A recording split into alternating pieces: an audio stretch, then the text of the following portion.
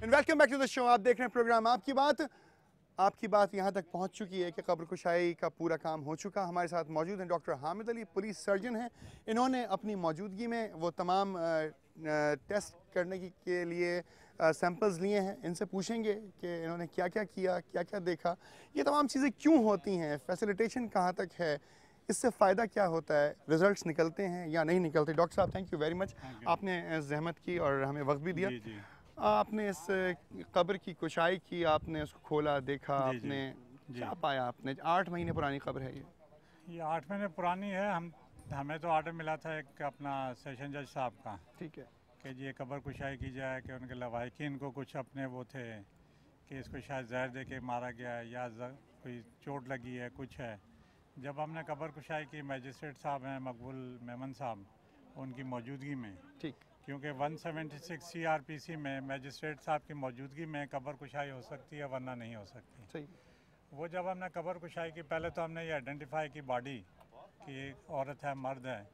उसके बाद हमने उसका ज़ाहिरी तौर पे मायना किया कि उसके जिस्म पे कोई ज़ख़म का निशान है कि नहीं। अब इसमें उसकी जो स्किन थी वो आलमोस्ट जो थी वो तकरीबन सूख चुकी थी, जिसे मम्मी कहते हैं। उस पर कोई भी हमें ज़ख़म का निशान नहीं मिला। उसके बाद हमारा ये था कि उसकी हड्डियों में कोई निशान हो, कोई चोट हो, कोई हड्डी टूटी हो, वो भी नहीं मिली हमें, सर से लेके पैर तक। सर से पैर तक। उसके बाद हमने उसके सैंपल लिए कि जिस्म के मुख्तलिफ हिस्सों के सैंपल इकट्ठे किए कि उसमें से कोई पॉइज़न डिटेक्ट हो जाए, कोई शायद जहर दिया गया हो।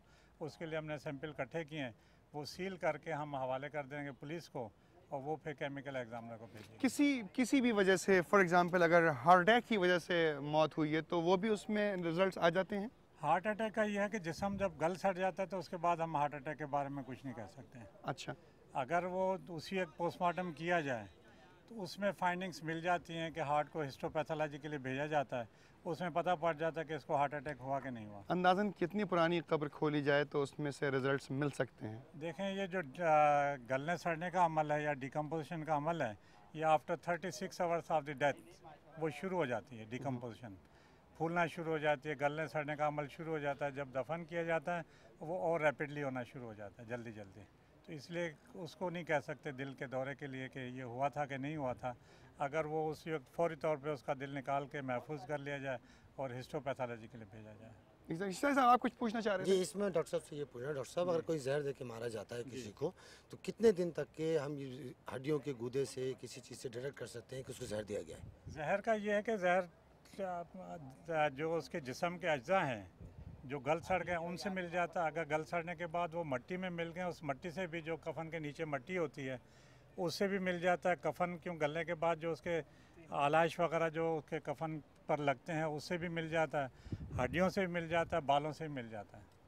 तो जहर जो है वो छुपता नहीं है, कभी नहीं जाता नहीं। इसमें अगर जैसे जिस्म पूरा गल सड़ जाता है तो आप कैसे शनाख्त करेंगे कि ये मेल की लाश थी, आइडेंटिफाई करेंगे या फीमेल की लाश थी? उसकी आइडेंटिफिकेशन वो होती है कि जो उसकी एनाटॉमिकल लैंडमार्क्स होते हैं उससे पता पड़ता है कि ये हड्डियाँ औरत की हैं, मर्द की हैं, बच्चे की हैं, कितनी उम्र है। वो एक अप्रॉक्सीमेट उम्र हम बता सकते हैं कि इस उम्र का ये आदमी था, या ये लाश जो थी औरत की थी, मर्द की थी।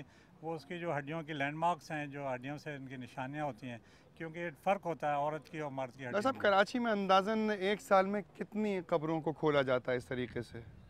एक साल में, पिछले साल हमारे पास 26 एग्जीबिशंस हुई थी, और मई 2008 से और अगस्त 2008 से अब तक मैं जो है तकरीबन 65 एग्जीबिशंस कर चुका हूँ। वजूहात क्या हैं इनकी?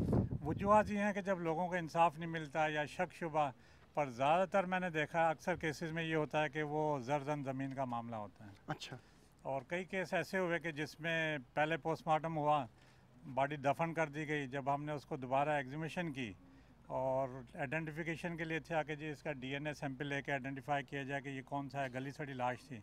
तो हड्डियों से पता पड़ा कि जी उसके सर पे चोट लगी है, उसके सर की हड्डी टूटी है, नाक की हड्डी टूटी है, या गर्दन दबाई गई है। ये मेडिको लीगल ऑफिसर ने उस वक्त शनाख्त नहीं की थी, तशखीस नहीं की थी?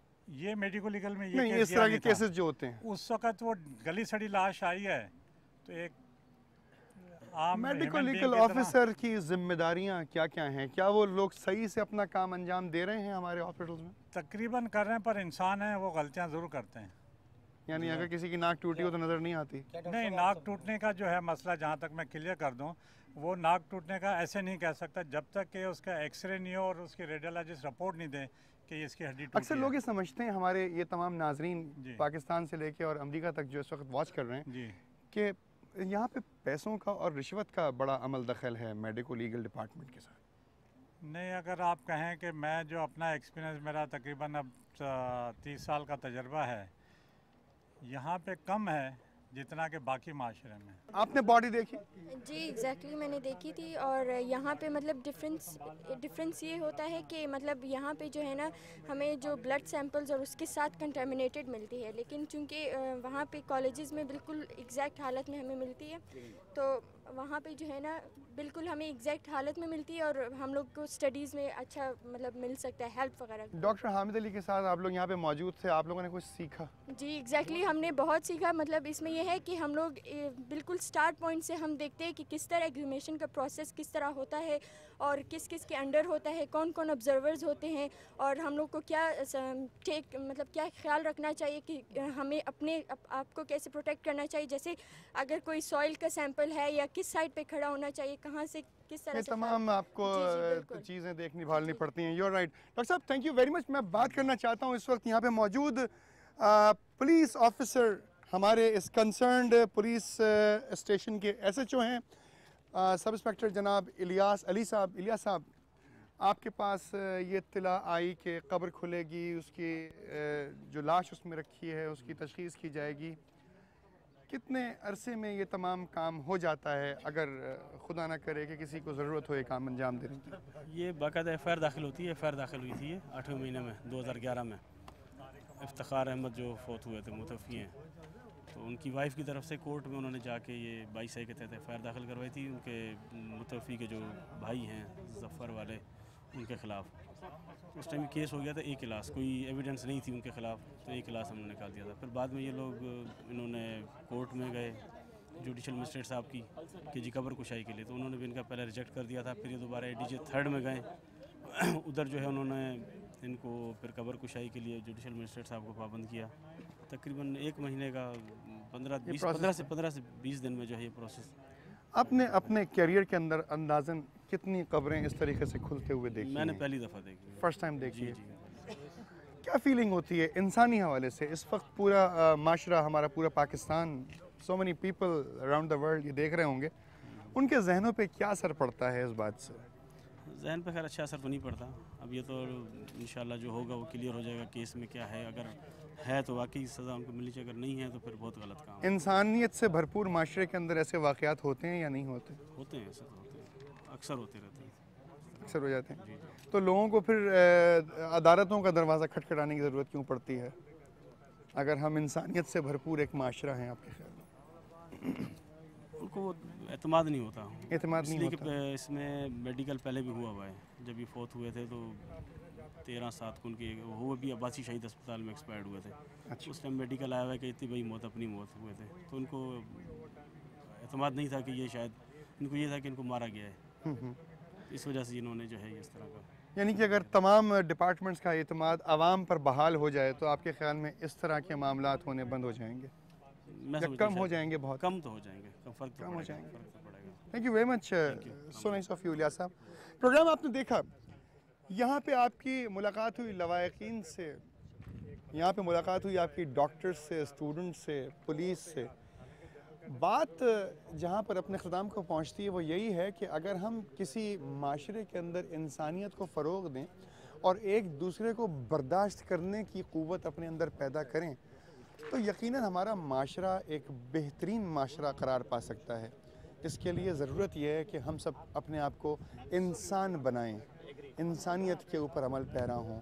यही है वो बात कि जो हर मर्तबा कहनी पड़ती है और हर मर्तबा हमारा दिल चाहता है कि हम इस बात के नक्शे कदम पर चलें कि हम एक इंसान हैं और इंसानियत सबसे बड़ी चीज़ है इस दुनिया की।